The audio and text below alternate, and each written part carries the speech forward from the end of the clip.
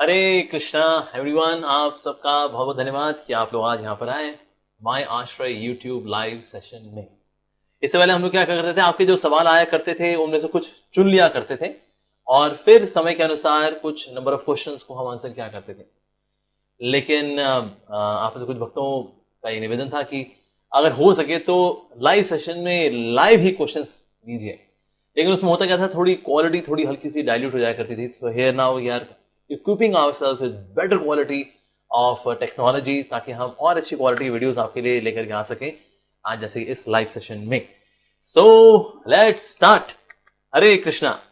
सो पहला सवाल आ रहा है, पहला सवाल आ रहा है ज्योति की तरफ से।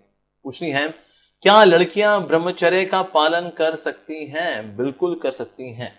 लड़कियां जो हैं घर पर रह करके जब वो गृहस्थ जीवन में जीती हैं और गृहस्थ जीवन में रहते हुए सिर्फ संतान उत्पत्ति के लिए बस जब संसर्ग करना होता है वही करती हैं।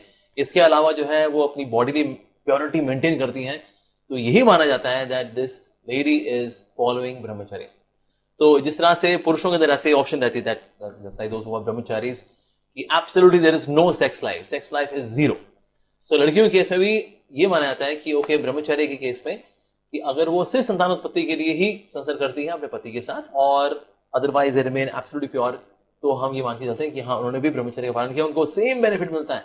एक्चुअली ये जो चेस्टिटी है, यानी अपने पति के प्रति वो जो वफादार रहती हैं, और ऑफ कोर्स जो पति है उसको भी धार्मिकता में ट्रेनिंग उसको मिलनी चाहिए, लेकिन साथ ही जब इस तरह से वो पति की सेवा करती है और लॉयल रहती है अपने पति के प्रति, उसको ब्रह्मचर्य जितना ही लाभ मिलता है। लेकिन वैसे ब्रह्मचर्य का पालन अगर हम ये लेकर चलें कि ब्रह्मचारिणी आश्रम में वो जाके रहती हैं, so Brahmacharini ashram we do not recommend, reason being सामाजिक दृष्टिकोण के दृष्टिकोण से उनके लिए अच्छा नहीं रहता। सामाजिक दृष्टिकोण में क्या है, as soon as people when they come to know about okay some ladies है, कुछ अच्छी साध्वियां एक स्थान पे रह रही हैं, सो फिर करप्ट माइंड वाले लोग जो लोग हैं, they start making plans, okay हम क्या कर सकते हैं, यहाँ कुछ स्त्रियां रह रही हैं, वेल लेट्स टेक एडवांटेज। सो इस तरह के लोग क्योंकि हैं समाज के अंदर, और हम क्या कर सकते हैं, they are in good number.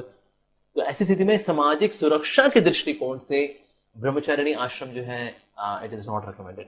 तो घर में रह करके, घर में जो सुरक्षा का जो घेरा है उसमें रह करके लड़कियों को भक्ति करनी चाहिए, and they can become perfect, they can become spiritually perfect. There are great devotees like Gargi and Jahnava Mata, great acharyas. मतलब ये इतनी थी महान आचार्य थी that they were such great devotees की प्रीचिंग करती थी, सैकड़ों लोगों को उन्होंने भक्त बनाया, वाव। लेकिन गृहस्थ जीवन में रह गए, even though they are divine personalities, इनको कोई नुकसान भी नहीं पहुंचा सकता, they are divine personalities, powerful personalities, लेकिन फिर भी उन्होंने एक आदर्श को प्रस्तुत किया that being in household life they are protected, and then they were doing preaching, they were doing bhakti अच्छे से, दे बिकम परफेक्ट। तो इसलिए ब्रह्मचारिणी आश्रम इज नॉट रियली रिकमेंडेड। बाकी क्या होता है कि यूजुअली ऐसा देखा जाता है कि लड़कियां when they enter there 40s, तो तब जो है कहीं ना कहीं थोड़ा सा एक जो हार्मोनल चेंजेस आते हैं बॉडी के अंदर, so then they have need a companionship, not of physical intimacy but a companionship. कोई बात करने के लिए हो, कोई दिल खोलने के लिए हो, कोई शरीर की शक्ति भी कम हो रही होती है, मानसिक शक्ति भी कम हो रही होती है, और बॉडी में हार्मोनल चेंजेस भी आते हैं, तो so then she need companionship. So 45, 46, 47 की वो हो जाती है अगर, तो फिर आप सोचें आप मेरे को कोई कंपनी मिल जाए मेरे को, तो फिर मुश्किल हो जाता है। तो that is, I know some of the ladies they approach the devotees, they say तो मुझे आप, हालांकि मैं 47 की हो चुकी हूँ, और देखिए अगर कोई मुझसे कोई मैरिज कर सके, because I feel very lonely. Young age में थी, मेरे बहुत एनर्जी थी, तो मैं सोचा मैं कर लूंगी मैं भी, लेकिन जैसे जैसे टाइम बीता ना, तो मतलब now I feel quite low, quite lonely. तो इफ पॉसिबल अब 45, 47 की एज में अब वुड मैरी हर, तो इसलिए क्या है, वो बड़ी प्रिकैरियस, बड़ी दिक्कत वाली सिचुएशन हो जाती है। तो इसीलिए यंग एज में कई बार लड़कियां सोचती हैं मैं भी ब्रह्मचर्य पालन करूंगी, मैं भी अकेले रह लूंगी, ऐसा कुछ नहीं है। तो यंग एज में होता क्या है, मानसिक शक्ति भी है, शारीरिक शक्ति भी है, तो ऐसा हो पाता है। लेकिन जैसे जैसे शरीर आगे कमजोर होता है, because the age is there, जैसे जैसे एज बढ़ती रहती है तो बॉडी थोड़ी वीक होनी शुरू होती है, then a support is required. So husband को वाइफ का सपोर्ट मिलता है, वाइफ को हस्बैंड का सपोर्ट मिलता है। सो दैट्स व्हाई उस तरह से brahmacharya is not recommended for the ladies. पर हाँ, गृहस्थ जीवन में रह करके they can have physical purity, mental purity, doing bhakti, and this way they can take full advantage of brahmacharya life within grihastha life. Okay, अगला सवाल आ रहा है फ्रॉम अजय नायर। पूछ रहे हैं क्या भागवत श्रवण से मुक्ति हो जाती है? बिल्कुल हो जाती है जी। लेकिन सिर्फ श्रवण अगर कोई करे लेकिन उसको अप्लाई ना करे तो उससे मुक्ति नहीं होगी। मान लो किसी को उसको बड़ा अच्छा लगता है भाई भागवत सुनना, because there are so many nice stories in Shrimad Bhagavatam, और उसके अंदर कुछ बढ़िया बढ़िया कमेंट्रीज भी हैं, उसको सुन के बड़ा अच्छा लगता है, ओह यार, लेकिन भाई साहब कुछ करते नहीं है उसके बाद। So that's why when we hear then we should also apply what we are hearing. हमारे श्री प्रभुपाद जी अक्सर आपने देखा होगा, अगर आप कोई वीडियो देखेंगे ना, he is doing his morning walk, तो ना छड़ी लेके चल रहे हैं और सर उनका ना ऐसे है, ऐसे चला करते थे हमारे श्री प्रभुपाद जी। तो किसने पूछा कि आप ना ऐसे क्यों चलते हैं, विद योर हेड रेज्ड, आप ऐसे क्यों चलते हैं भला? तो श्री प्रभुपाद जी ने बड़ा सुंदर जवाब दिया। श्री प्रभुपाद जी ने कहा because our philosophy is highest, ये जो भक्ति की फिलॉसफी है इट इज द हाईएस्ट। तो उसके बाद फिर श्री प्रभुपाद जी ने ऐड किया, प्रभुपाद जी ने कहा yes this philosophy is highest but higher than the highest philosophy is the application of philosophy. यानी कि ये जो सिद्धांत है, भक्ति का जो सिद्धांत है, सुनना चाहिए, आपको थ्योरेटिकल अंडरस्टैंडिंग हुई, दैट्स वेरी गुड, लेकिन साथ ही उस सिद्धांत को जीना भी शुरू करना चाहिए। सो इसीलिए अगर कोई भागवत श्रवण करता है लेकिन उसको अप्लाई नहीं करता है डे टू डे लाइफ में, अपनी पर्सनल लाइफ में, अपने एक्सचेंजेस में, अपनी डीलिंग्स में, तो फिर उसको सुकृति बहुत बढ़िया प्राप्त होगी, लेकिन मुक्ति के लिए तो वेल बहुत जरूरी है उसको अप्लाई भी करें। तो इसीलिए नो डाउट भाई भागवत श्रवण वन गेट्स इमेंस बेनिफिट। और श्रवण जो है, जैसे आपने शब्द जो लिया यहाँ पर, shravan comes from the word chyavan. च्यवन मतलब च्यू करना। आप देखा है जो गाय जो है कभी कभी च्यू करती है, जब जो घास वगैरह खाती है, चारा खाती है, तो च्यू करती है, च्यूइंग, च्यूइंग, उसकी झाग वाग बनी होती है और अच्छे से च्यू करके फिर उसको खाती है। सो च्यवन, च्यवन मीन्स टू च्यू। च्यू से, च्यवन से ही आ रहा है ये श्रवण, श्रवण च्यवन, च्यवन श्रवण। तो इसे जो हम सुने उस पर कॉन्टम्पलेट करना, उसकी मीनिंग्स पे कॉन्टम्पलेट करना, और फिर उसको कैसे अप्लाई किया जाए ये सोचना, दैट इज द वे। अगर इस तरह से अगर आप सुनते हैं from Shrimad Bhagavatam, yes 500% you will be liberated, not 100%, 500%, yes. Okay, अगला सवाल आ रहा है फ्रॉम यश कुमार। पूछ रहे हैं मृदंगा जानवरों के चमड़ी से बना होता है, क्या ये सही है? वेल पर्टिकुलरली भी किस जानवर से बना होता है? वो है गौ माता।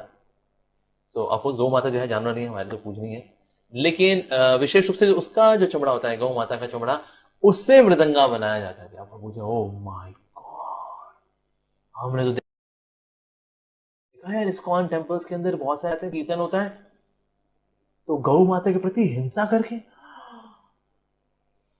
वेल एक्चुअली होता क्या है, ये जो मृदंगा बनाए जाते हैं वो गाय जो कि गौशालाओं में अपने नेचुरल डेथ उनकी हो चुकी है, they have left their body naturally, तो ऐसी जो गाय होती हैं, ऐसी बहुत सारी सैकड़ों गायें, दे आर बिग बिग गौशालास, जहां पर 70,000, 1 लाख, 2 लाख गायें, बड़ी बड़ी गौशाला है, तो उनमें जो उनके शरीर छोड़ने की जो प्रतिशत है दैट इज ऑल्सो, मतलब प्रतिशत तो कम होती है लेकिन हाँ नंबर काफी ज्यादा होता है। तो इसीलिए फिर ऐसी जो गाय होती है जो नेचुरली अपना शरीर छोड़ देती हैं, फिर उनकी जो बॉडी होती है उसकी खाल से फिर ये मृदंगा बनता है। बिकॉज जो गाय की जो खाल होती है उसके अंदर एक खास बात है, उसमें एक बहुत ही गहरी आवाज आती है। सो कीर्तन के अंदर वो जो गहरा, जो इंटेंस लाउडनेस जो आती है उसके अंदर, बड़ी डीप जो आवाज होती है, that comes from the cows flash. लेकिन ये कौन सी काउ है? Not of slaughtered cows, but जो कि नेचुरली अपना शरीर छोड़ चुके हैं। इसके अलावा अब जो ऑप्शन एक और जो आगे साथ साथ में, that is there of fibre के मृदंगास। फाइबर के मृदंगास क्या है? ये जो यूजली मृदंगा होता है वो क्या होता है, वो मिट्टी का बना होता है और उसके जो यहाँ पर दोनों साइड में है वो गाय का चमड़ा होता है। अब ये जो गाय का चमड़ा ऑफकोर्स ये है, लेकिन अब ये जो मृदंगा होता है उसको बोलते हैं अहिंसा मृदंगा। अब लेकिन जितना कीर्तन फैल रहा है, because ISKCON is doing preaching heavy duty, तो इसीलिए जगह जगह पे हरिनाम संकीर्तन हो रहा है, यहाँ भी हरिनाम कीर्तन, यहाँ भी हरिनाम कीर्तन, मृदंगास आर रिक्वायर्ड, ब्रिंग मोर मृदंगास। लेकिन सर इतनी गौ माता तो शरीर नहीं छोड़ रही, अब गौ माता को मारेंगे तो हम है नहीं जी मृदंगा के लिए, फिर क्या करें? तो इसीलिए फाइबर के मृदंगास भी डिवोट से निकाले हैं। हालांकि ये वैसे मृदंगा जितने 100% इफेक्टिव तो नहीं है, पर 80-90% काम चल जाता है इससे। और दूसरा क्या है, क्योंकि ये सारा फाइबर का होता है तो मिट्टी कंपैरिजन में इसकी ड्यूरेबिलिटी बढ़ जाती है। जो मिट्टी का होता है मृदंगा, अगर आपने सिर्फ धम करके नीचे रख दिया, धाड़, चलो जी गया वो, ऐसा मिट्टी का था वो, उसका जो खोल था ना मिट्टी का था वो। अब लेकिन जो फाइबर है उसकी ड्यूरेबिलिटी भी होती है, तो इसीलिए क्या है, उसको एक्सपोर्ट भी कर सकते हैं। कितने मृदंगाज जो कि जाते हैं विदेश में जाते हैं, जैसे मान लो रशिया गया या यूएसए गया, अब वो ट्रांसपोर्टेशन करते करते भाई उसने लिया, उठाया, पटका और लो जी गया मृदंगा ढूम। तो इसीलिए मृदंगा जाते 10 है लेकिन वहां पहुंचते ही सही सलामत 5-6 हैं। तो इसीलिए अब ये जो नए मृदंगाज आए हैं, जो कि अपार्ट फ्रॉम ओरिजिनल मृदंगाज आर मेड ऑफ फाइबर, तो फाइबर का खोल होता है और साथ ही जो इसका जो बजाने वाला स्थान है तो वो भी है, वो भी एक तरह का प्लास्टिक है actually। तो वही फाइबर का होता है, तो इसीलिए उसकी आवाज 80-90% उस मृदंगा जैसी हो जाती है। लेकिन साथ ही क्या, लेकिन क्योंकि ड्यूरेबिलिटी इनकी बहुत ज्यादा है तो इसीलिए इसको स्ट्रेच भी कर सकते हैं, मतलब उसको टाइट भी कर सकते हैं, तो वो भी स्पेशली डिजाइन। तो उस तरह के मृदंगाज भी अब आ रहे हैं। तो इसलिए ऑफकोर्स गौ माता के प्रति हिंसा तो हम लोग नहीं करेंगे मृदंगा बनाने के लिए। हालांकि जो भी शरीर इस्तेमाल होता है भगवान की सेवा में, वो गौ तो तर जाती है, वो जो आत्मा जो गाय में थी वो तर जाती है, बिकॉज अरे उसका शरीर इस्तेमाल हो गया भगवान की सेवा में। बट हालांकि गौ माता तर जाएगी भगवान की सेवा में लग करके, लेकिन फिर even then we don't use cow in the sense killing the cow, slaughtering the cow. तो इसलिए मृदंगा जो होते हैं इट्स एन अहिंसा इंस्ट्रूमेंट, यानी कि उसमें वायलेंस इन्वॉल्व नहीं होती है। ठीक है जी, ओके। अब चलते हैं अगले सवाल की ओर। अगला सवाल आ रहा है फ्रॉम लिपिस्मिता पांडे। पूछ रही है, क्या गर्भ संस्कार जैसी कोई चीज होती है क्या? बिल्कुल होती है जी। क्या मैं अपने बच्चे को गर्भ से ही शिक्षा दे सकती हूं क्या? बिल्कुल। ऐसी गर्भ संस्कार बेसिकली क्या होता है, जब कोई सोल किसी के वूम में जानी है, किसी के गर्भ में जानी है, तो फिर there are many factors which are also involved, कि ना उस जो सोल है उसके साथ जो उसके संस्कार आ रहे हैं, उसका जो पिछले जन्म से कोई जो पाप पुण्य की जो पोथी वो लेकर के आ रहा है, तो उसमें उसके पाप कटना और ज्यादा ऑस्पिशियस संस्कार वो उसमें इंस्टॉल करना, उसके लिए बेसिकली होता है गर्भधान संस्कार। रीजन में बच्चे जितने छोटे होते हैं उतने ज्यादा वो इंप्रेशनेबल होते हैं, यानी कि उनके ऊपर इंप्रेशन आ सकते हैं। तो इसीलिए बच्चे जब specially when they are entering the womb, अरे सुपर डुपर इंप्रेशनेबल होते हैं, तो अच्छे से अच्छे इंप्रेशन देने का प्रयास करना चाहिए। तो इससे गर्भदान संस्कार जो होता है वो किया जाता है, जिसमें कि सही टाइम चुना जाता है, क्योंकि फला फला दिन हम करेंगे, okay, physical union would happen on this particular day. साथ ही भक्त लोग जो है प्रार्थना करते हैं, भक्तों से भगवान से प्रार्थना करते हैं कि हे कृष्ण हमें आशीर्वाद दीजिए कि अच्छी बहुत ही अच्छी सोल हमारे परिवार में आए। हम सभी भक्तों से आशीर्वाद मांगते हैं, आशीर्वाद दीजिए, ब्लेसिंग्स दीजिए। So blessings are very very powerful. So blessings जब मिलती है इस प्रकार से भक्तों से भगवान से कि हमें आशीर्वाद दीजिए कि बहुत ही अच्छी सोल हमारे परिवार में आए, तो फिर वो आशीर्वाद जो होते हैं वो कार्य करते हैं। Blessings really matter. इवन जो नास्तिक भी होते हैं ना, they know the power of blessings. इसलिए नास्तिक लोग भी माता पिता पांव छू के जाएंगे, वहां मेरा पेपर अच्छा है, मेरा पेपर अच्छा हो तो इसके लिए मुझे आशीर्वाद दे माँ, पाए लागी माँ, पाए लागी पिताजी। सो ब्लेसिंग्स की पावर तो सभी जानते हैं, राइट? तो इसीलिए ब्लेसिंग्स लेना ये बहुत अधिक आवश्यक है। साथ ही उस दिन खुद जो हस्बैंड वाइफ है, दे चैंट एक्स्ट्रा राउंड्स ऑफ हरे कृष्ण महामंत्र, कि अब आज जो है स्पेशली हम भगवान के नाम की कृपा चाह रहे हैं कि भगवान का नाम की वजह से ऐसी वाइब्रेशन हो जाए चारों ओर कि ना एक बहुत ही अच्छी सोल एंटर करे आज हमारे परिवार के बीच में। सो इसलिए ये सब जो है किया जाता है गर्भदान संस्कार के अंदर। ठीक है जी, हरिनाम संकीर्तन यज्ञ होता है, ये सब करके फिर गर्भदान संस्कार, तो गर्भदान संस्कार का एक तरह का यज्ञ है, जस्ट लाइक वी पुट आहुति इन द यज्ञ। ठीक है जी, उसी प्रकार से वीर्य जो है वो इंस्टॉल किया जाता है, is put into the वूम of the mother. तो एक प्रकार का ये यज्ञ है, तो जो इसको यज्ञ लेकर के चलते हैं they get so much of benefit actually. तो इससे गर्भदान संस्कार जो है ये बहुत ही इंपॉर्टेंट संस्कार है। आजकल ये लोग करते नहीं है, रीजन भी कि हनीमून वाला आ गया आजकल हिसाब किताब, let's go to honeymoon, let's go to Mauritius, let's go to New York, let's go to Kerala, let's go to Goa, honeymoon. ये सर गर्भदान संस्कार आपने क्या, you took some blessings of devotees the lord, you did something, some practicing? No, nothing, we just had fun, just had fun, yeah. So फिर बच्चा भी अंदर से फिर माशाल्लाह कुछ और ही निकलता है, फिर माता पिता दुखी होते रहते, ये हुआ है। पहले आपको गर्भदान संस्कार को फॉलो करना चाहिए था। You should seek blessings, especially when you are installing the vital energy into the womb of the mother. तो ये बहुत ही इंपॉर्टेंट एक्टिविटी है, इसे गर्भदान संस्कार करना चाहिए। तो क्या मैं अपने बच्चे को घर में शिक्षा दे सकती हूँ? शिक्षा तो नहीं दे सकते कि हम बच्चे को पढ़ाना शुरू करते हैं वो भी कोख में आए तो बोलो बेटा अ से अनार, आ से आम, ऐसा तो हम नहीं कर सकते ऑफ कोर्स। लेकिन बच्चा शिक्षा के प्रति वो उन्मुख हो, the child should have inclination to gather knowledge, इसके लिए बच्चे को जरूर तैयार कर सकते हैं। सो इसीलिए गर्भधान संस्कार जो है it is very important activity actually. Okay, आगे बढ़ते हैं जी। अगला सवाल आ रहा है फ्रॉम अस्मिता पात्रा। पूछ रही है, मैं भौतिक जीवन की ओर आकर्षित हो रही हूँ, भक्ति खत्म हो रही है, क्या करूं? देखिए, होता क्या है, हमारा आकर्षण किस ओर बढ़ता है? जहां हमारी इच्छाएं होती हैं वहां हमारा आकर्षण होता है। अच्छा, इच्छाएं वाला कहां से आती हैं? इच्छाएं आती हैं संगति से। यस, इच्छाएं आती हैं संगति से।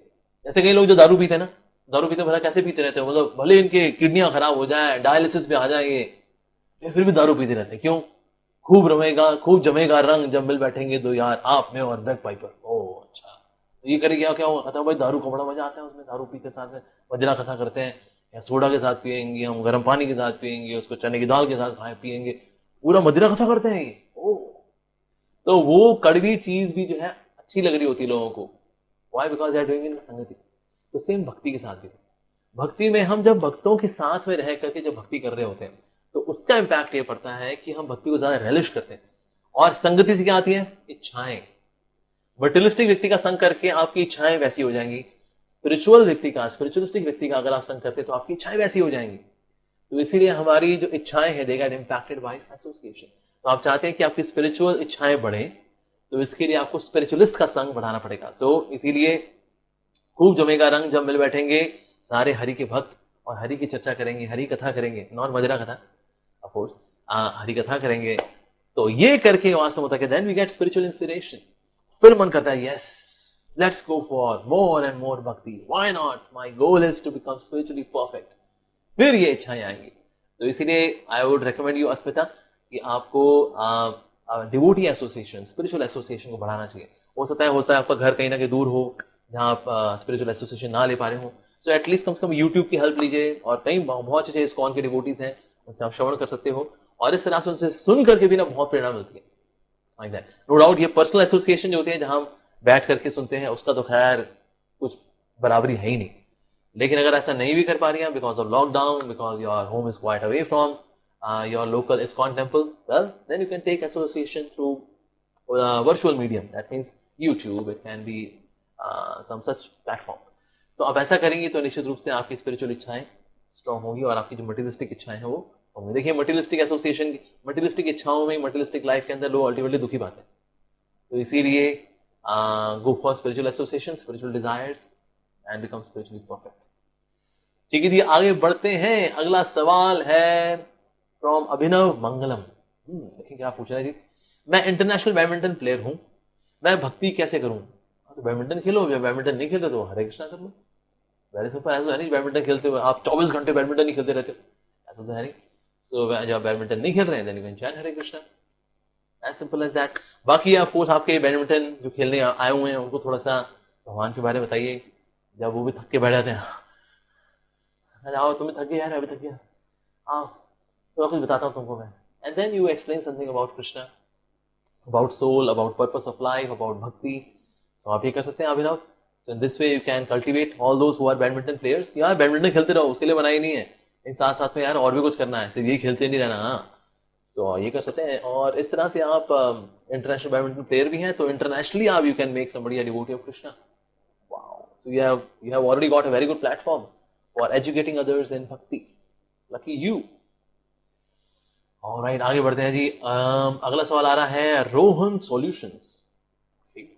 क्या आप बता सकते हैं वर्ल्ड वॉर 3 कब होगा? देखिए, मुझको ऐसा लगता है कि वर्ल्ड वॉर 3 2035 के आसपास होगा। वर्ल्ड वॉर 3 जो है, अगेन गेसिंग बिकॉज ऑफ कुछ ऐसी प्रोफेसीज ऐसी हुई हैं 2035 को लेकर के, 2035 is going to be absolutely life changing for entire world. कुछ ऐसी प्रोफेसीज भी हैं कि ना जो 30s का जो समय आएगा, यानी कि 2030s का समय आएगा, 31, 32, 33, 35, ये समय आने वाला है, इसमें लोग पानी के लिए लड़ेंगे। There will be war for water, पानी के लिए। ठीक है जी, तो इसलिए कुछ ऐसी प्रोफेसीज हैं, तो दैट्स व्हाई आई फील, होता है ऐसा ना भी हो, बट कुछ ऐसे जो प्रोफेसीज हैं from different sources, I can say कि वर्ल्ड वॉर 3 2035 के आसपास होना चाहिए वर्ल्ड वॉर 3।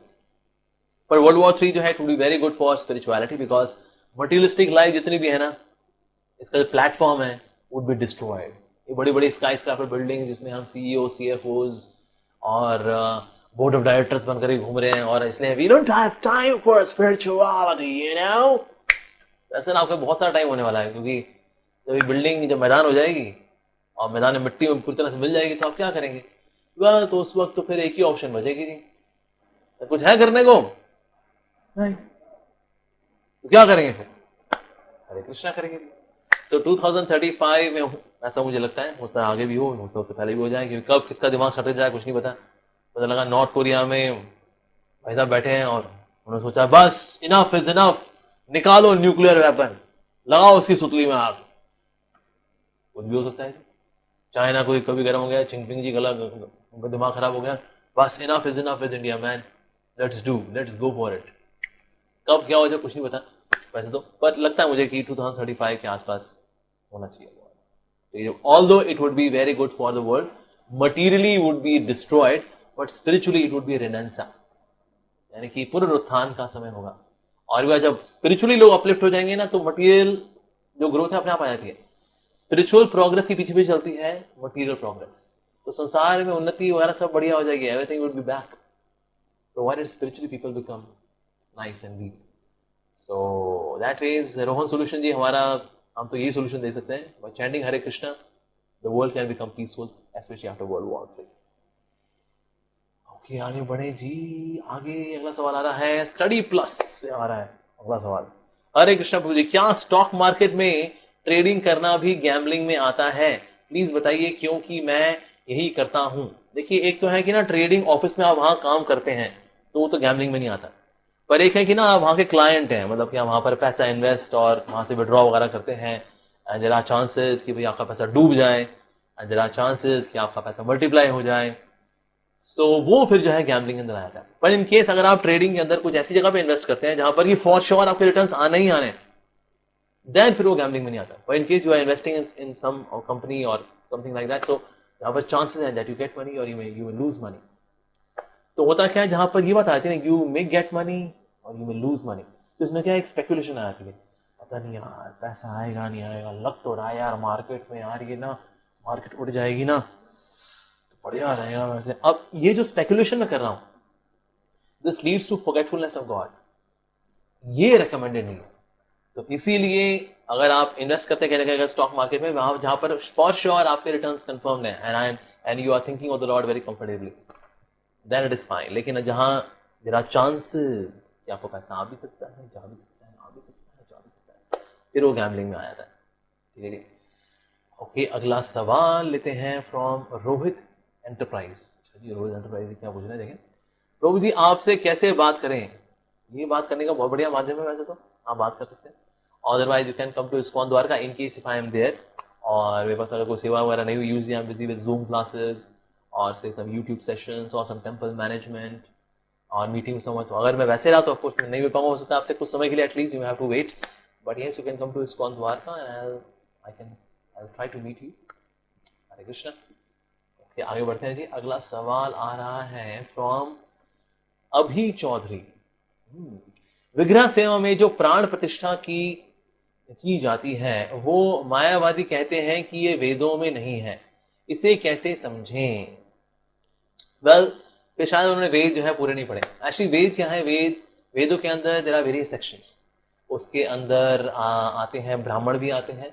ओके, एक तो वो ब्राह्मण होते हैं जो कि ब्राह्मण होते हैं, एक ब्राह्मण मतलब सेक्शन है वेदों का, ब्राह्मण भी होते हैं उसके अंदर, उसमें संहिताएं भी होती हैं उसके अंदर उपनिषद भी होते हैं उसके अंदर।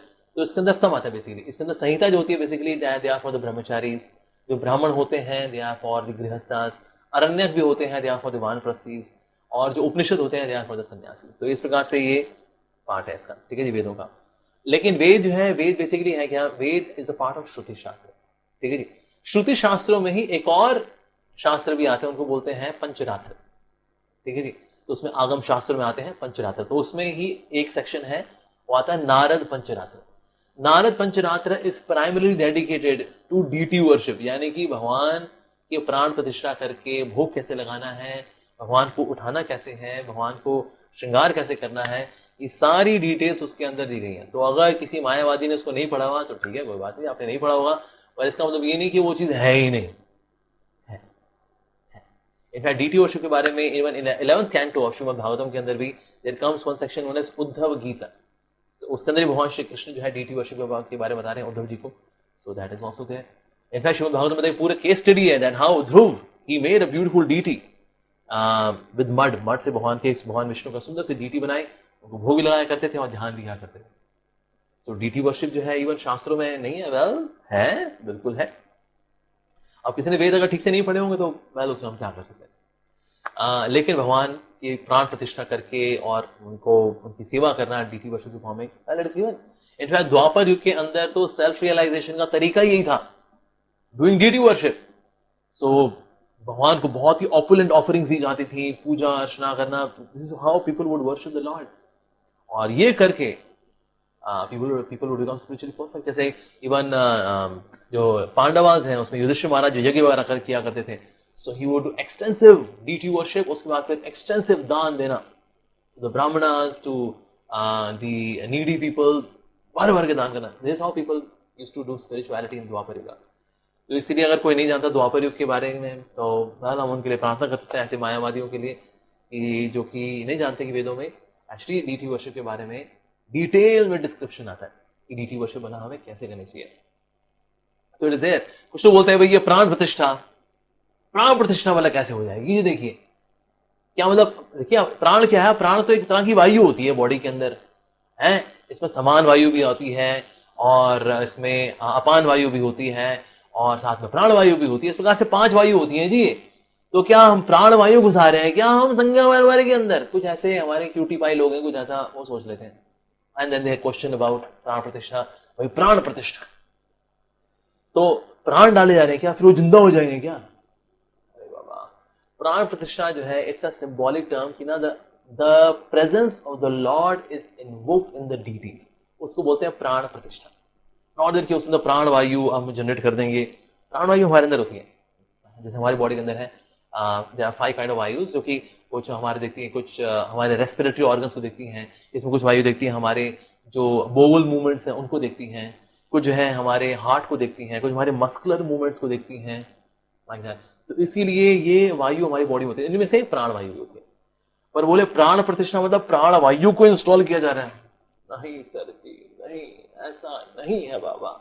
सो प्राण प्रतिष्ठा मतलब just invoking the presence of the Lord, कि भगवान ये अभी हमने बना तो दिया है यहाँ पर your deity, but you are to be present here. तो इसीलिए यज्ञ भी होगा और उसमें यज्ञ के साथ साथ फिर हरिनाम संकीर्तन होता है और भगवान से हृदय से भक्त लोग प्रार्थना करते हैं, Krishna please be present in this form which we have carved out, but please kindly be here so that we can serve you, we can offer prayers, we can offer bhoga please. इस तरह से भगवान की प्रेजेंस को invoke करने की जो पद्धति है उसको बोलते हैं प्राण प्रतिष्ठा।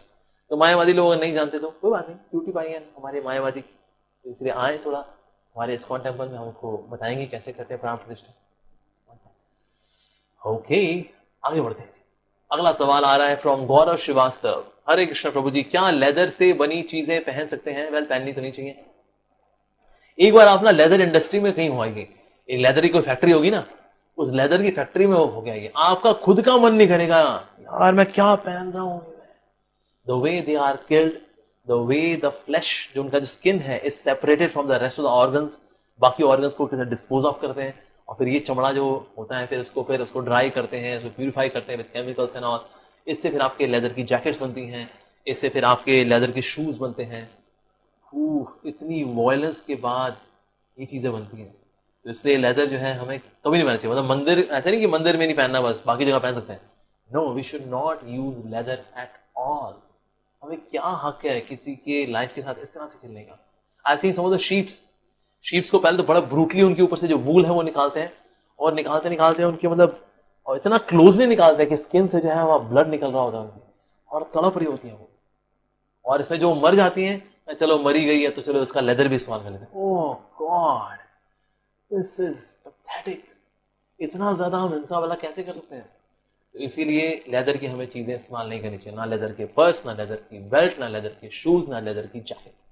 कुछ लोग just to look very cool they wear leather की जैकेट, ऐसे वो खुद शिकार करके उसने जानवर को मार के उसकी जैकेट पहनी उन्होंने, looks very cool, very handsome, hunky, cowboy kind of thing, yo man, but not good really. इसमें इंसानियत नहीं है, it involves so much of violence. तो इसीलिए हमें लेदर की चीजें नहीं पहननी चाहिए। ठीक है जी। Okay Gaurav Shrivastava ji, so here something else, there are many other good options. आगे बढ़ते हैं जी। अगला सवाल आ रहा है फ्रॉम योगेश तांबे। पूछ रहे हैं भगवान ने संसार बनाया था कि हम उनके प्यार कर सकें, लेकिन उन्होंने जानवरों को क्यों बनाया जबकि उनको नहीं पता भगवान के बारे में? अरे एक्चुअली होता क्या है, when first time the living entity enters this world, तो ऐसा नहीं सीधे वो कुत्ता बिल्ली जानवर सुअर वगैरह बन जाता, नहीं ऐसा नहीं होता। We get human form of life. When first time we enter the material world, we get human form of life, and that too on some very good situation, whether on the earth, whether on higher planets, we get very good human form of life, ताकि हम वहीं की वहीं भक्ति करके U turn मार के निकल जाए। लेकिन वो जब हम उस फॉर्म का मिसयूज करते हैं, when we do not engage in spirituality, जब ऐसा नहीं करते, उसकी वजह से फिर हमको लोअर स्पीशीज ऑफ लाइफ में जाना पड़ता है। ये चीज है। तो ऐसे नहीं जानवर हैं, इन्होंने भला क्या, नहीं से जानवर को पहले ह्यूमन फॉर्म ऑफ लाइफ दी गई थी, पर इन्होंने ह्यूमन फॉर्म ऑफ लाइफ की ऐसी तैसी कर दी। वही खाना सोना भोग करना, जीवन के लिए संघर्ष करना, वही कर रहे थे बस, दैट्स इट।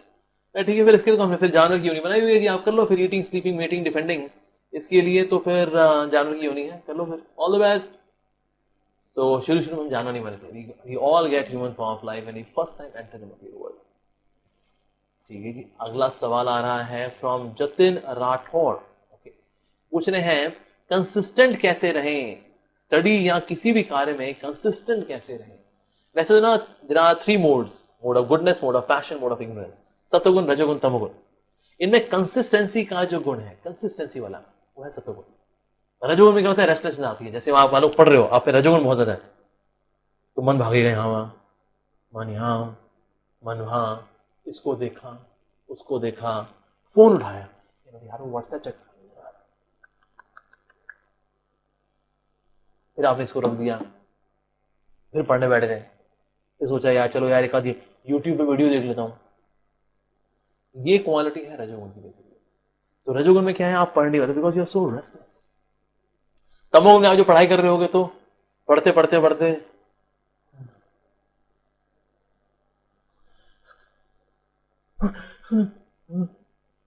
अरे नींद के ऐसे झोंके, लार गिर रही होती, किताब गीली हो रही होती है, उसमें लार गिरी जा रही है, टपक टपक टपक टपक।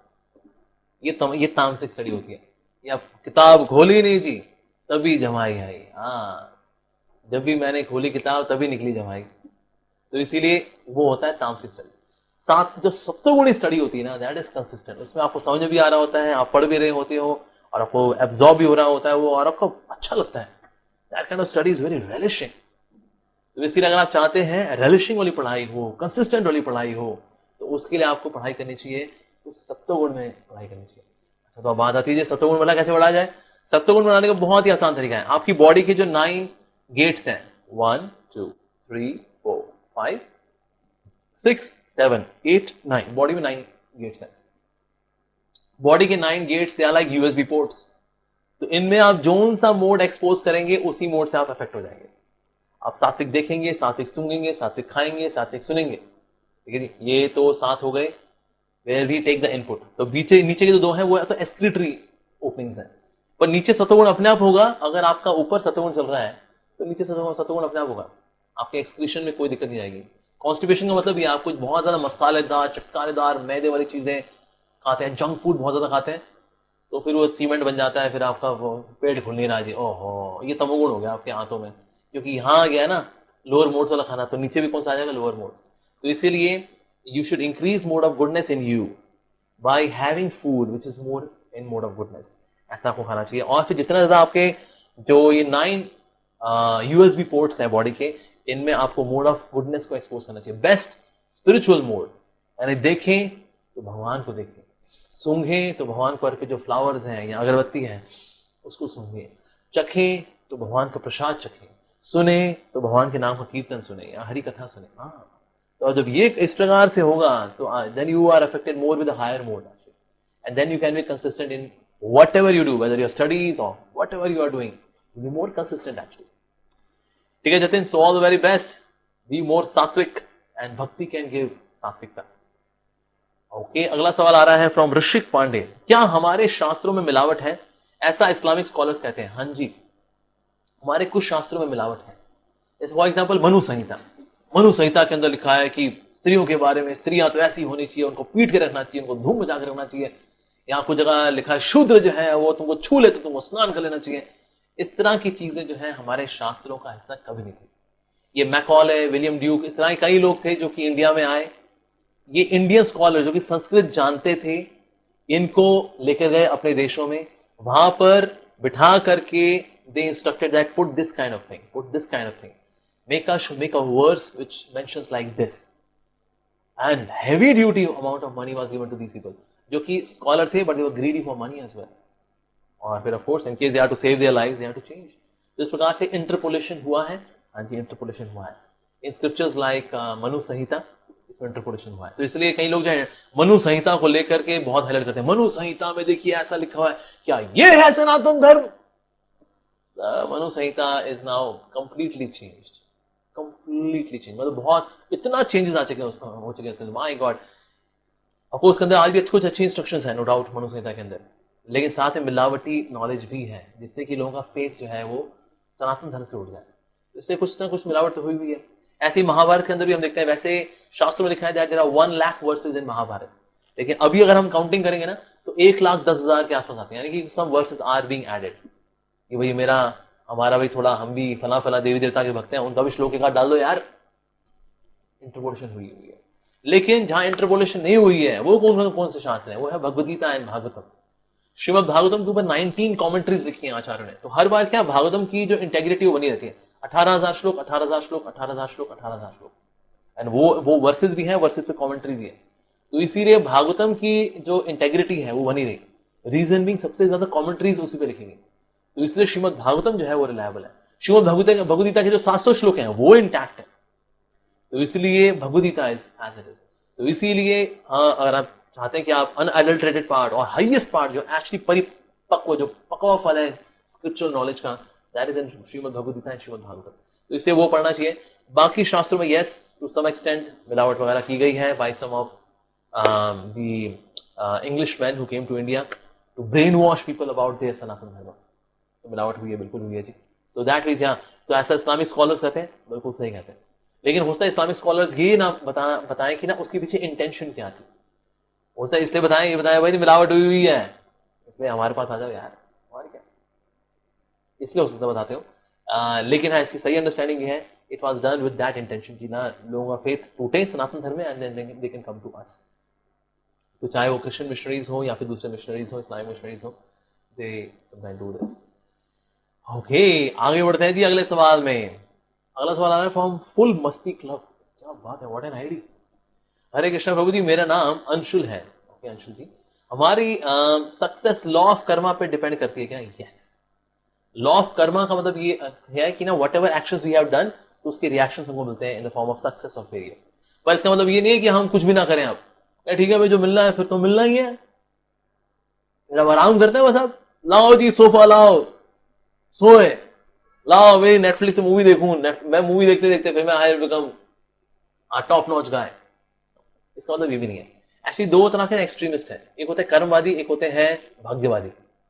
भाग्यवादी बोलते हैं जी सब कुछ भाग्य में, जो लिखना है जो जो जब जब जो जो होना है तब तब सो सो होता है, जिनको बोलते हैं भाग्यवादी।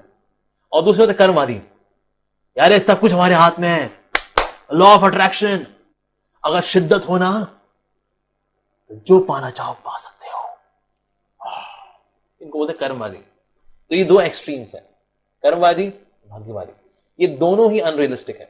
Life is in between the two, यानी कुछ चीजें जो है आपको भाग्य के अनुसार मिलेंगी और आपको वो फिक्स है। आपके माता पिता फिक्स है, आपकी लेवल ऑफ इंटेलिजेंस फिक्स है। जैसे कुछ चीजें हैं वो फिक्स है, फिक्स है, लेकिन कुछ चीजें वो फिक्स नहीं भी है। जैसे फॉर एग्जाम्पल आपका कैरेक्टर, आपका वैल्यू सिस्टम वो फिक्स नहीं है। सो ये इसको हम चेंज कर सकते हैं, अपग्रेड कर सकते हैं। So there are things which are not fixed as well. So life is a mix of both. So law of karma है, पर लॉ ऑफ कर्मा मतलब ये नहीं है कि बस अब कार्मिक रिएक्शन सब कुछ है, आपको कुछ नहीं करना।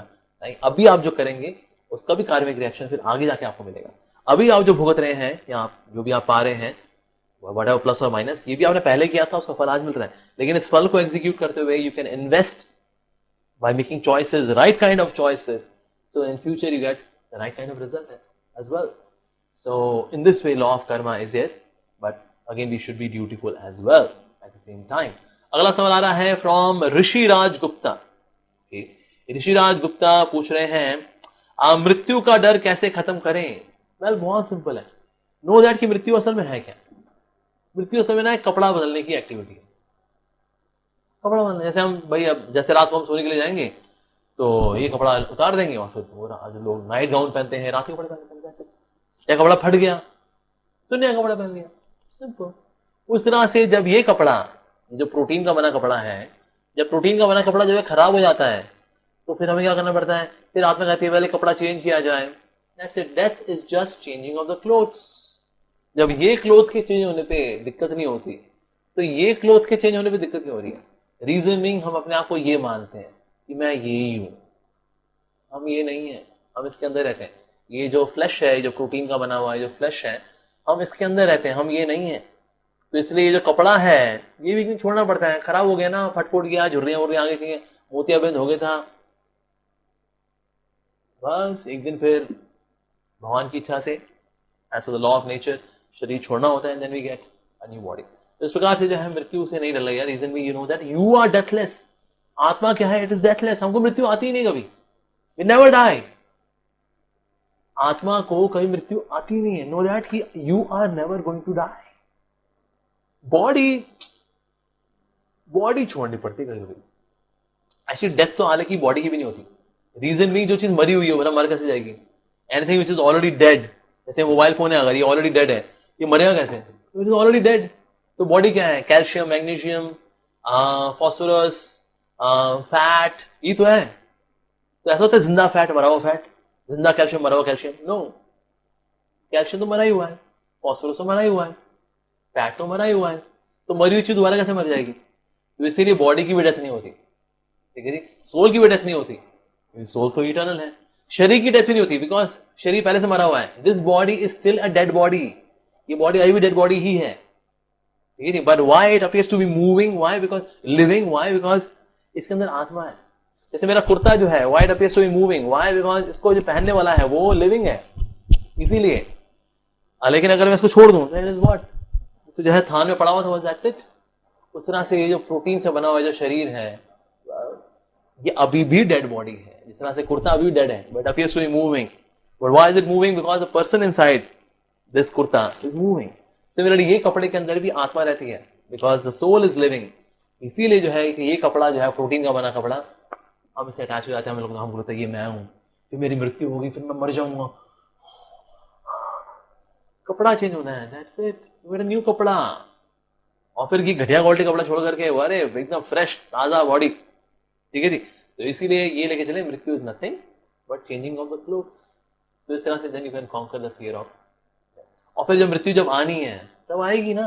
ऐसा तो नहीं हम मृत्यु से घबराते रहे तो मृत्यु बोलेगी ओहो घबरा रहा है, ठीक है। फिर मैं बाद में आती हूँ, भैया तुम बड़े घबरा रहे हो बाय, ऐसा हो गया। भैया आप घबराएं या ना घबराएं, मृत्यु कहेगी भाई तू घबराए या ना घबरा, मैं तो आऊंगी, तेरा टाइम फिक्स है भाई, लिस्ट के हिसाब से नाम आया हुआ है, हाँ जी गब्बर सिंह, गब्बर सिंह तेरा टाइम आया हुआ है। अब देखो ठाकुर आके मारेगा तेरे को, और ठाकुर जी ने आके मार दिया गब्बर सिंह को, क्योंकि अब गब्बर सिंह का टाइम आया हुआ था। तो इसीलिए दैट मींस जब मृत्यु आनी है तो आनी ही है। हम सोचे हम घबराएं तो फिर मृत्यु जो है कहेगी नहीं आज घबराया हुआ है, it's okay it's okay it's okay today we are you are quite nervous, हाँ मैं कल आती हूँ, हाँ ऐसा तो हुआ नहीं। So why fear that? जब आनी है तो आएगी, दैट्स ओके, लेकर चल तो बढ़िया see, you have to prepare for death, तैयारी जरूर करनी चाहिए हमें, ठीक है जी। ओके अगला सवाल आ रहा है from from from from from Mayank Agrawal, veganism. Okay veganism के बारे में बताइए प्रभु जी। देखिए अच्छा वेगनिज्म जो is not part of the ID, अच्छा ठीक है। मयंक अग्रवाल पूछ रहे हैं वेगनिज्म के बारे में बताइए प्रभु जी। देखिए वेगनिज्म में क्या है, इट इज एक्चुअली वेजिटेरियनिज्म का एक्सट्रीम वर्जन है वेगनिज्म, जिसके अंदर वो इवन डेयरी प्रोडक्ट्स भी कंज्यूम नहीं करते। नोइंग दैट कि ना डेयरी प्रोडक्ट्स हैं they are coming from the animals, तो इसीलिए उसके लिए उनके प्रति वायलेंस की जाती है। So we are not using the dairy products as well. सो इस तरह से वेगनिज्म जो है ये प्रमोट हुआ। और ऑफ कोर्स वेस्ट में they are many people they are vegans, because outside India also हम देखते हैं जो वेस्ट में they are people who are very sometimes they are very very compassionate and that's why they follow veganism. तो वो dairy products भी इस्तेमाल नहीं करते। So of course it is very good, एक बहुत ही अच्छा एटीट्यूड है, ऐसा करना भी चाहिए। लेकिन जो गाय का दूध है पर्टिकुलरली, आई वुड से गाय का दूध जो हमारे लिए भी है, मनुष्य के लिए भी है, क्योंकि गाय जो है वैसे एक प्रॉपर गाय, नॉट हाइब्रिड गाय, प्रॉपर गाय जो है 10-12 लीटर जो है दूध देती है। 10-12 लीटर में उस 2-3 लीटर जो है उसके एक बछड़े के लिए होता है, और इससे ज्यादा वो बछड़ा पिएगा नहीं, उससे ज्यादा वो लेगा उसका पेट खराब हो जाएगा बल्कि। तो उसका बचा हुआ जो 9 लीटर है वो एक्चुअली मनुष्य के लिए होता है। So humans can consume cow milk. भैंस का जो है दूध नहीं लेना चाहिए। आपने कहावत सुनी होगी ना, अक्ल बड़ी या भैंस, तो सोचो बेटा भैंस की ब्रांडिंग क्या हो रखी है, या तो अकल या भैंस, तो उसके दूध में क्या होगा फिर, उसका दूध पी के भी हम भैंस ही हो जाएंगे, और फिर भैंस कर रहे होंगे, क्यों? क्योंकि हमने भैंस का दूध पिया। तो इसीलिए और किसी का दूध नहीं पीना चाहिए हमें, हमें पीना चाहिए तो सिर्फ देसी गाय का दूध ही पीना चाहिए। That's very important. तो लेकिन हाँ, देसी गाय का दूध भी कब फलता है बॉडी को, when there is some kind of physical activity. Those are having sedentary lifestyle, बैठे बैठे बैठे बैठे लैपटॉप पे बैठे बैठे बैठे बैठे बैठे बैठे बैठे बैठे बैठे, तो ऐसे लोग फिर गाय का दूध पचा नहीं पाते, राइट? और in case they want to take, they can take little amount of milk. So that is vegetarianism. पर वेगनिज्म जो है इज अनदर एक्सट्रीम, जिसमें कि वो डेयरी प्रोडक्ट्स भी कंज्यूम नहीं करते। But that's understood, you know, उनका जो पीछे वैल्यू सिस्टम है दैट इज वेरी नाइस। लेकिन गाय का दूध जो है is very helpful as well, so one can take cow milk. तो इससे उनका गाय का दूध, उसका बना हुआ दही और गाय के दूध का बना हुआ घी इज वेरी गुड एक्चुअली। सो लेना चाहें तो ले भी सकते हैं। But somebody wants to follow veganism, it's fine. Like personally speaking, मैं नहीं लेता काउ मिल्क वगैरह भी नहीं लेता मैं, because my life is very sedentary. ऐसा कुछ बैठे बैठे ही होता है। At the max I can go for a walk in the evening, that's it, और maybe do some little exercise, पर मैं बहुत नहीं कर पाता, reason being I am very busy serving all of you. So इसीलिए I personally don't consume milk, but I do promote cow milk. जिनका sedentary lifestyle नहीं है, those who do exercise, physical activity, they can go for cow milk. Okay, आगे बढ़ते हैं जी। Okay, टैक्टी चाचा, क्या बात है, व्हाट एन आईडी। आजकल के कई ब्राह्मण भी मांसाहार करते हैं, क्या वो दंड के पात्र हैं? चाहे कोई ब्राह्मण हो चाहे ना हो, जो भी मांस खाएगा जी उसको दंड तो मिलेगा मिलेगा, because all living entities have the right to live. All living entities, सभी को जीने का हक है। तो इसलिए हम जब हिंसा करते हैं, when we want to eat meat because I want to satisfy this, ये 2 इंच का जो लंबा जो मांस का टुकड़ा जिसको जीभ बोलते हैं, इसको सेटिस्फाई करने के लिए जब लोग मांस खाते हैं, दरअसल उसके लिए वायलेंस हुई है, लेकिन उसके जानवर के प्रति। So for every action there is equal and opposite reaction, get ready. और अगर वो ब्राह्मण है, अगर कि हम शर्मा हैं, हम चतुर्वेदी हैं, त्रिवेदी हैं, द्विवेदी हैं, लेकिन साथ में मांसाहारी नहीं है, टंगड़ी वेदी नहीं है हम लोग, सर आप ब्राह्मण है ही नहीं, पहली बात तो। इनफैक्ट पहले ब्राह्मण, क्षत्रिय, वैश्य, शूद्र जो जो हुआ करते थे as per their profession, if somebody is whether from administrative class or from priestly class or a teacher's class or mercantile class or executor's class, okay, इनमें से कोई भी ना मीट नहीं खाया करता, कोई भी नहीं।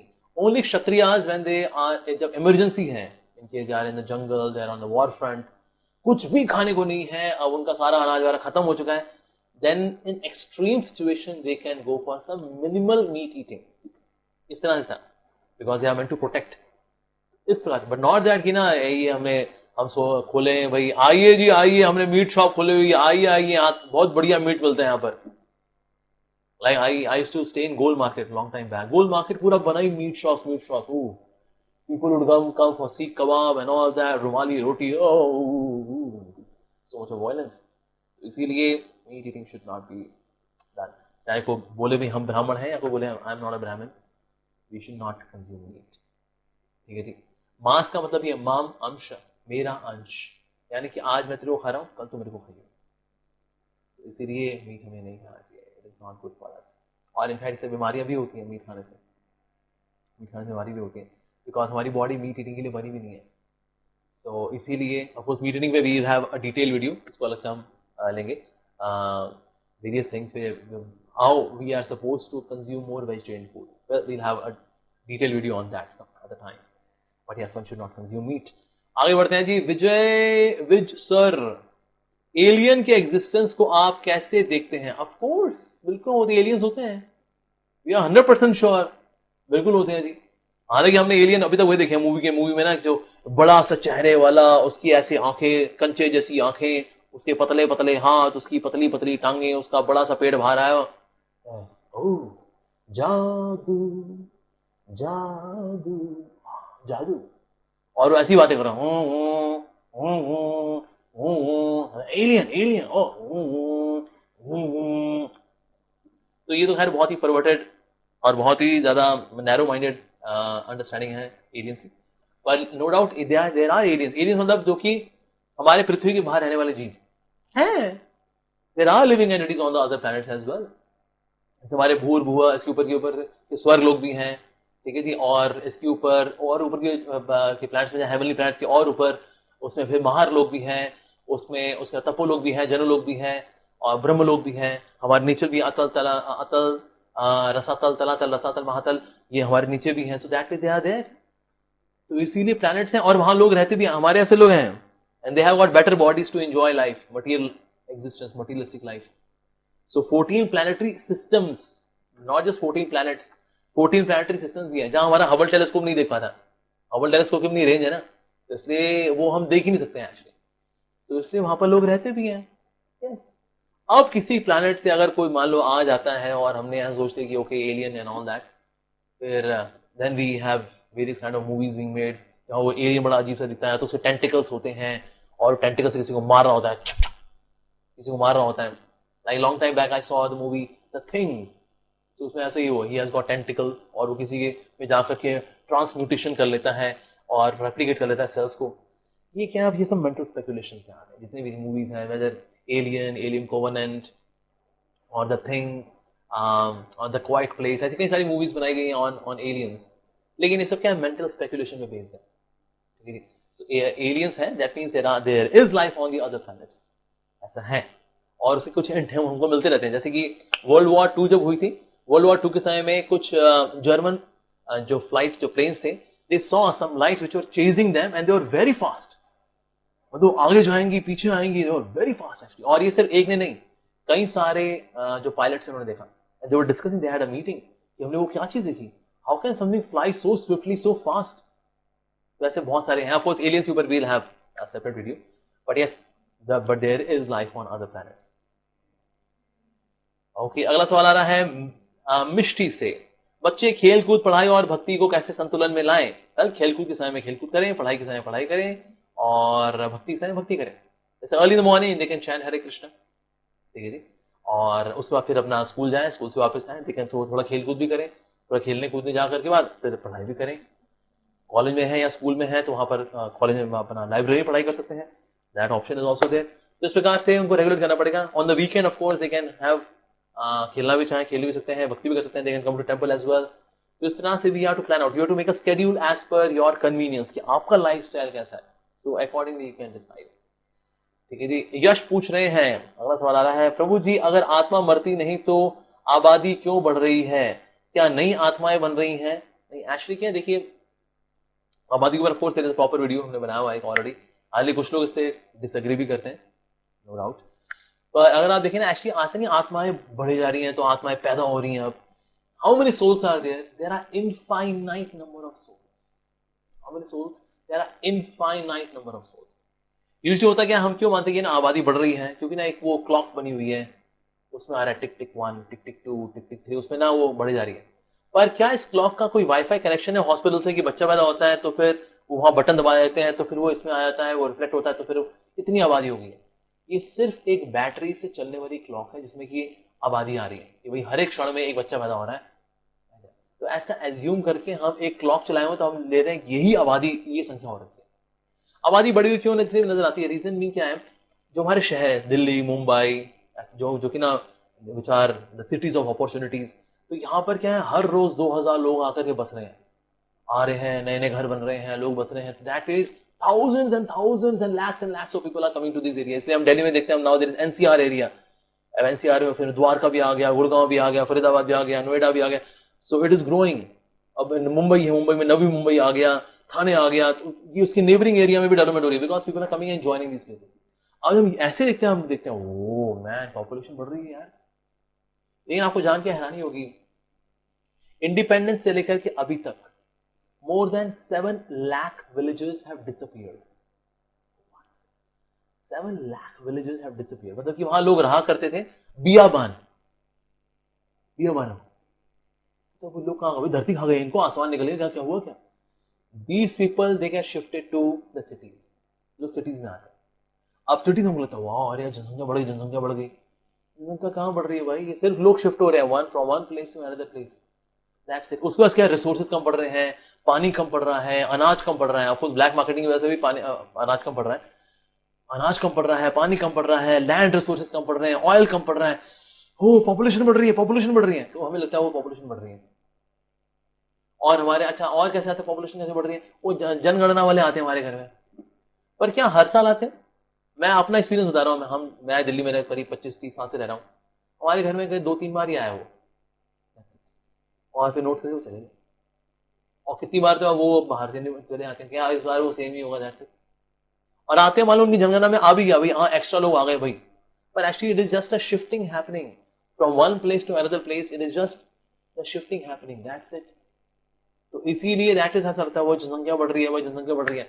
अब एक टिपिकल एक हिंदू को अगर आप देखें ना, वो एक ही बच्चा कर रहे हैं आजकल, मैक्सिमम 2 कर देंगे, अगर 2 करेंगे तो पॉपुलेशन सेम रहेगी, क्योंकि 2 लोग थे अब उनके 2 बच्चे हो गए, ठीक है जी। लेकिन ज्यादातर हिंदुओं अगर आप देखिए, कहता है बस एक हो गया, कहता है जी अब एक और नहीं करना है, बस उस हिसाब से पॉपुलेशन तो कम होनी चाहिए।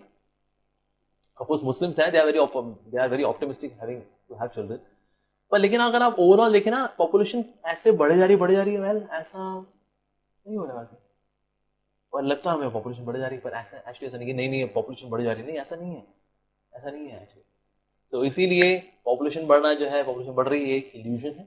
आई know there are many people who disagree with me, but believe me, अगर बढ़ भी रही है ना, अगर ये उस तरह से नहीं बढ़ रही the way it is portrayed on that clock, it's not like that. So इसीलिए हमें लगता है कि पॉपुलेशन बढ़ रही है, पर एक्चुअली कई सारा डेटा है, वो डेटा की इंटेग्रिटी इज क्वेश्चनेबल है। आगे बढ़ते हैं जी। ओके, अगला सवाल आ रहा है फ्रॉम जनहाबी साहा। प्रभु जी, मम्मी पापा इंपॉर्टेंट हैं या फिर अपना करियर और अपनी करियर? सबसे इंपॉर्टेंट देखो माता पिता है, जिन्होंने पाल पोस के बड़ा किया है, दे आर मोस्ट इंपॉर्टेंट। तो उनको फिर मद्देनजर में रखते हुए then you can have your career. In case for example अगर आपके पेरेंट्स हैं, they are very sick, they need your help, और उसके लिए आपको अपना करियर भी थोड़ा पोस्टपोन करना पड़ता है, कर देना चाहिए, क्योंकि इंसान, और स्पेशली अगर मेरे माता पिता के प्रति मेरी ह्यूमननेस नहीं है, मेरी ह्यूमैनिटी नहीं है, तो फिर तो मैं करियर में भले मैं कितनी कंपनी का मालिक हो जाऊं, धिक्कार है ऐसी सफलता के ऊपर, बिकॉज माता पिता के प्रति यू डोंट हैव रिस्पेक्ट। सबसे ज्यादा इंपॉर्टेंट है रिश्ते, ठीक है जी। इसमें ऑफकोर्स आध्यात्मिक रिश्ते, they are most important with Krishna, ऐसा होता है। That means you have really hurt the person quite deeply. तो इसीलिए जितना गहरा हर्ट होता है उतना हीलिंग में टाइम लगता है, और उतना जितना हीलिंग में टाइम लगेगा उतना आपको धैर्य रखना पड़ेगा। तो इसीलिए that means you can send some kind of messages, ठीक है, और in between some kind of whatever token, हल्का फुल्का कर सकते हैं, and you are expressing your genuine feelings और repentance, genuine, once twice thrice 10 times 20 times, जितनी बार करें इतना कम है, because sometimes you have really hurt people at their core। तो इसीलिए प्रीतम जी, आपकी प्रीत बढ़े आपके दोस्त के साथ, so उसके लिए आपको प्रयास करना पड़ेगा, you have to do activities which are very pleasing to the person, like that। So if you take some time, you are patient and ultimately pray to Krishna, so Krishna will help you, like that। Okay, अगला सवाल आ रहा है from Bam Bam Kalinath official. Okay, very unique ID. Aghori क्या होते हैं? शिवजी अघोरी कैसे हो गए? Well, Aghori of course are class of saints who are very extreme in their practices. अभी तो वो राख मल के रहते हैं, और they have matted hair, and they look very wild, but of course there are class of saints. तो इसीलिए अघोरीज कहते हैं, and of course some of the Aghoris they are not really Aghoris, में उनका एक तामसिक वर्जन भी होता है, where sometimes they eat flesh of the dead bodies in Shamshan, in the crematorium। So कुछ ऐसे भी अघोरीज होते हैं। Sometimes they have some of the Aghoris, not all of them, they have sex with even dead bodies।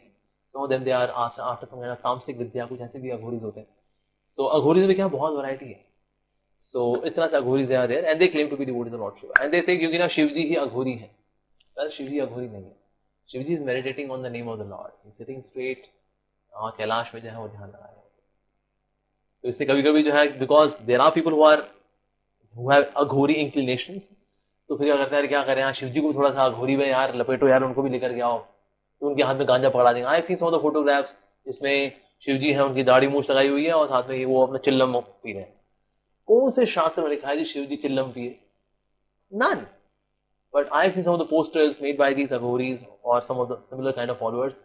They make like that. और ये भाई भांग पियेंगे तो क्यों? अरे शिवजी भी तो भांग पिए थे भाई। अरे शिवजी हलाहल विष पिए थे समुद्र मंथन में। हाँ, तो इसलिए क्या अभी पियेंगे हलाल विष? Of course not. तो क्या करेंगे? कहता है हलाल तो विष नहीं है। सर थोड़ा भांग ले आइए। हाँ, ये बढ़िया लग रहा। ये चिल्लम ले आइए। हाँ, तो शिवजी जो है इस तरह की घटिया काम नहीं करते। उनके कुछ जो तामसिक फॉलोअर्स हैं वो इस तरह के कार्य करते हैं, लेकिन शिवजी जो है ऐसे काम नहीं करते। Shivji is pure pure. भगवान ने गुणा बता रहे, भगवान श्री कृष्ण के गुणा बता रहे हो, तो भगवान ने गुणा बता रहे कि चिल्लम फिल्लम अघोरी वाली हरकतें करें? No no veg not at all. He is all pure. तो ये शिवजी का स्थान है वास्तव में। नहीं, क्योंकि शिवजी को डिपार्टमेंट ये दिया गया है कि भाई ऐसे ये जो तामसिक जीव होते हैं इनका कल्याण करना है जी, तो फिर शिवजी इनका कल्याण करते हैं। तो कभी कभी फिर ये क्या करते हैं, अपनी प्रैक्टिसेस को सुपर इम्पोज करते हैं शिवजी के ऊपर। All the Shivji is all pure, ये शिवजी भी करते हैं। He is also Aghori. He is not Aghori, he is a pure devotee. Shivji is a pure devotee of Lord Shri Krishna. तो उन पे ध्यान लगाना, that is what he is doing actually. So like that. So Shivji is not Aghori at all, like that. Okay, so thank you very much for sending such nice questions. Hare Krishna.